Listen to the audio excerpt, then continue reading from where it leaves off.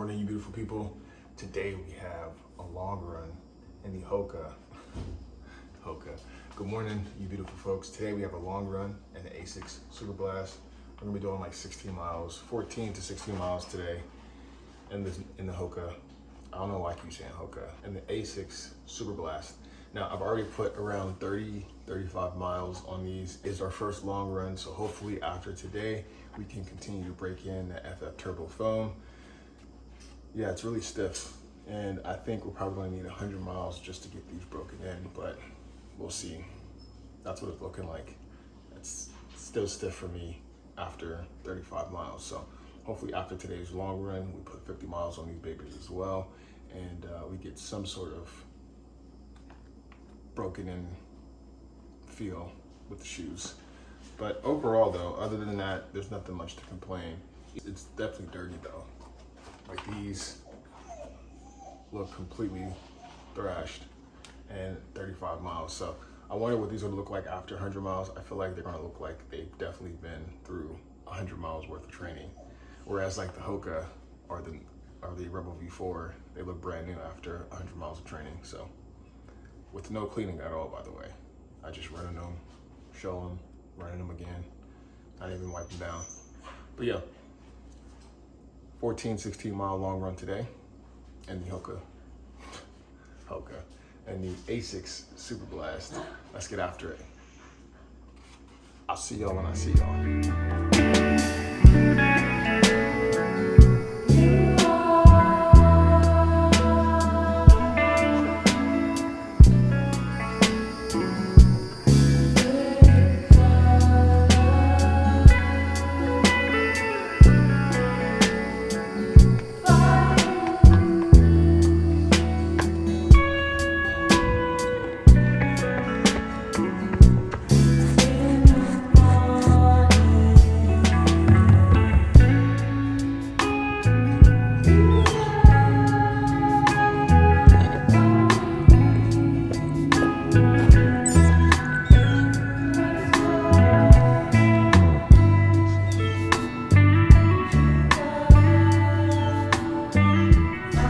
What's going on, guys? We are back from today's long run.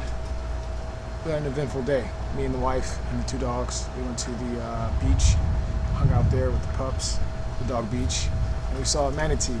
It's my first time seeing a manatee that close. It was literally right behind me. Didn't take any photos or videos because I was in the water. But great day overall.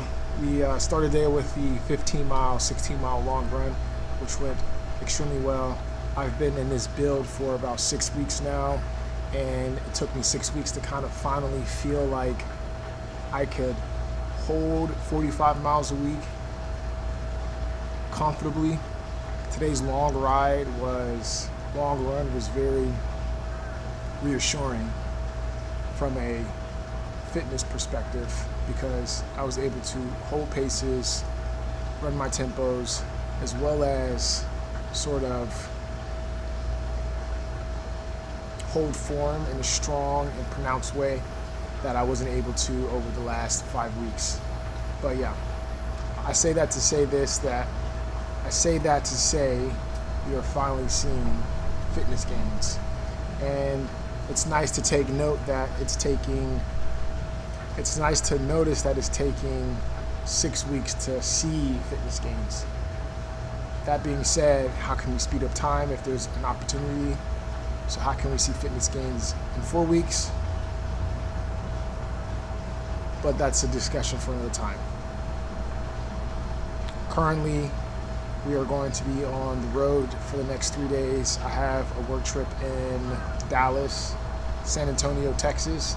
So I will not be taking the ASCIS Superblast. I will actually be taking the Endorphin Speed 4s. So the next 3 days, we're going to be discussing the Endorphin Speed 4s rather than the Superblast. Anyways, now that housekeeping is out the way, let's get into the review of the ASCIS Superblast, which is why you're here. Today is the first long run in the ASCIS Superblast, and there's a lot to talk about.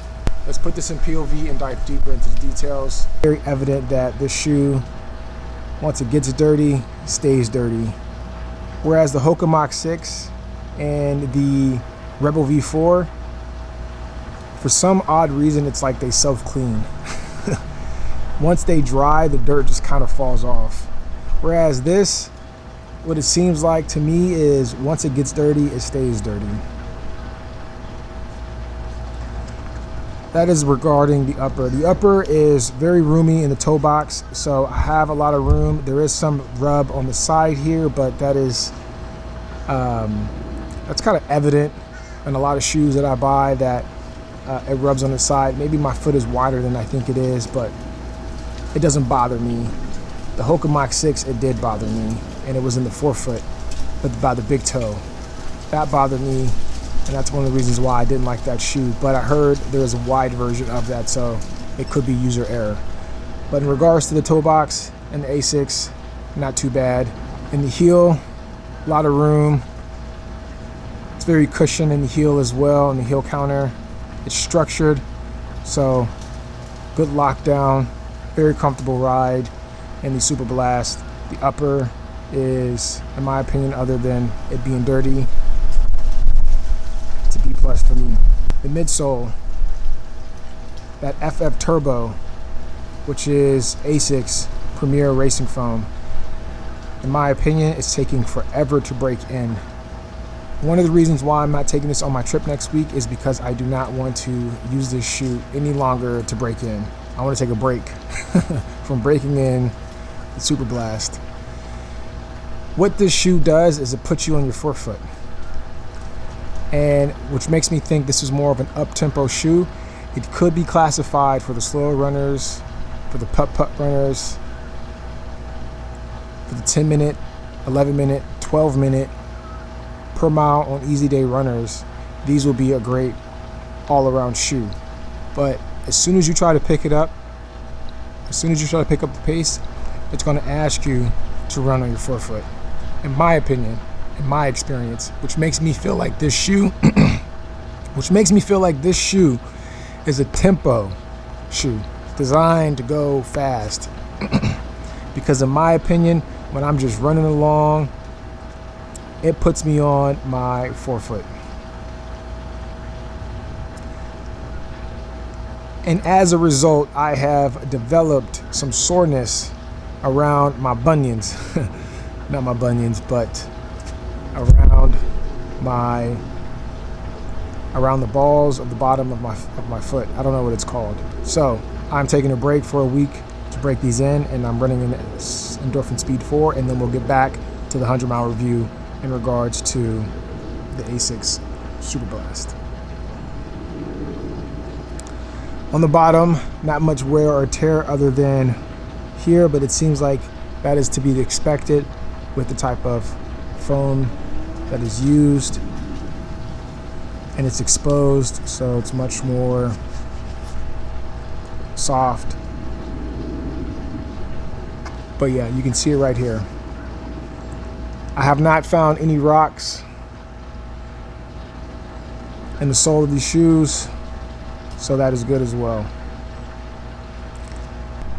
This shoe has been a joy to run in so far, and my only gripe is how much it takes, how much effort it takes to break in that FF Turbo, but that is to be expected. All right, I'll see you guys very soon for the first run review in the Endorphin Speed 4. Have a good day.